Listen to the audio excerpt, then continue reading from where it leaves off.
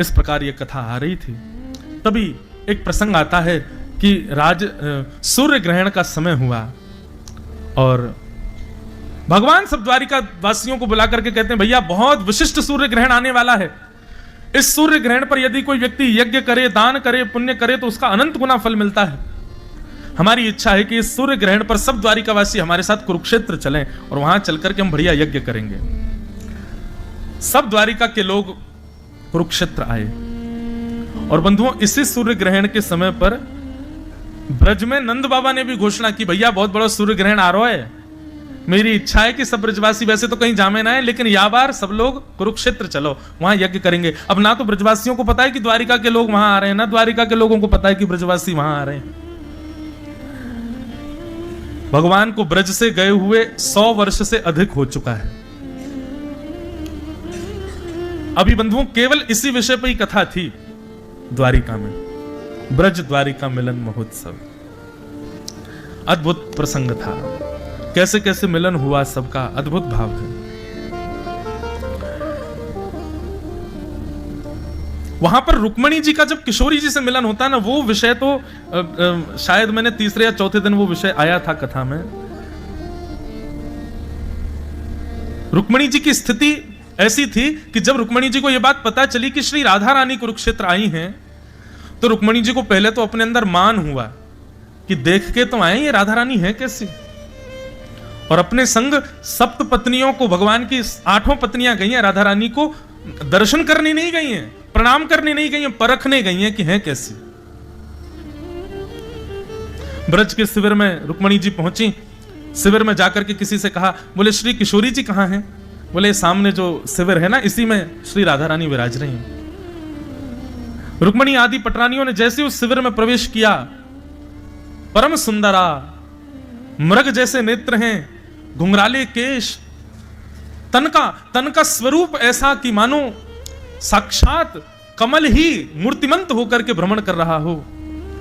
इतना सुंदर रूप लावण्य देख करके रुक्मणी जी आदि सब पटरानियों के अंदर जो संशय था ना, जो परखने की स्थिति थी, वो तो नष्ट हो गई, बल्कि अपने ऊपर लज्जा प्रकट हो गई। हम कहां अपने आप को सुंदर कहती हैं, सुंदरी तो ये है, इतना सुंदर। रुक्मणी आदि पटरानियों ने प्रणाम किया, हे किशोरी जी, हे श्यामाजू, आपके चरणों में बारंबार प्रणाम। तभी उस युवती ने रुक्मणी जी को उठाया और कहा, क्षमा करें, आप ये अपराध ना करें, मैं तो किशोरी जी की दासी हूं। किशोरी जी तो भीतर बैठी हैं, किशोरी जी तो अंदर है, मैं तो उनकी दासी हूं। रुक्मणी जी स्तब्ध हो गई, बोले ये दासी है, दासी से हमको लज्जा हो रही है अपने रूप पर, स्वामिनी कैसी होंगी? 8 में से 2 पत्नियां तो वहीं से ही चली गई, बोले कि हम दासी को ही देख के लज्जा कर रही हैं, हम स्वामिनी को तो देख ही नहीं पाएंगे, वहीं से ही लौट गई। 6 पटरानियों ने थोड़ा सहर्ष किया, भीतर प्रवेश किया तो बाहर जो सौंदर्य देखा था, ऐसी अनंत सुंदरियों को भी कोटि कोटि वार दिया जाए तो भी कम पड़े, इतनी सुंदर एक कन्या बैठी। रुक्मणी जी बोली, ये तो निश्चित किशोरी जी हैं, मैं लक्ष्मी हूं, मैंने त्रिभुवन में 12 भुवनों में ऐसा सौंदर्य नहीं देखा, प्रणाम करो, यही है श्री राधा रानी। प्रणाम किया, बोले कि हमारा प्रणाम स्वीकार करें किशोरी जी।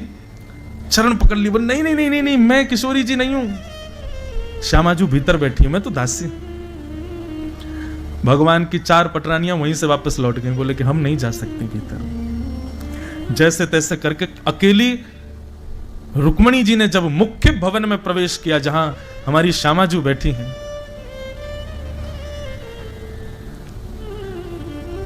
जैसे ही प्रवेश किया भीतर, अनंत सुंदरियों के समूह रूपी उस सिंधु की मानो जैसे वहां पर व्यवस्था हो रखी है, जहां दृष्टि घुमा रही है इतनी सुंदर कन्याएं बैठी हैं, और असंख्य सुंदर उन कन्याओं के मध्य में एक सौम्यता की प्रतिमूर्ति, एक सिंहासन, उस सिंहासन के ऊपर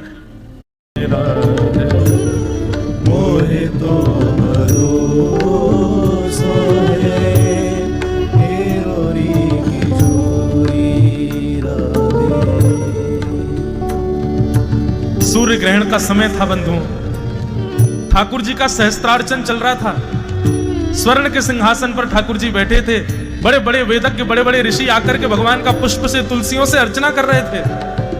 तभी किसी ने जाकर के पीछे से कान में कह दिया, बोले श्याम सुंदर,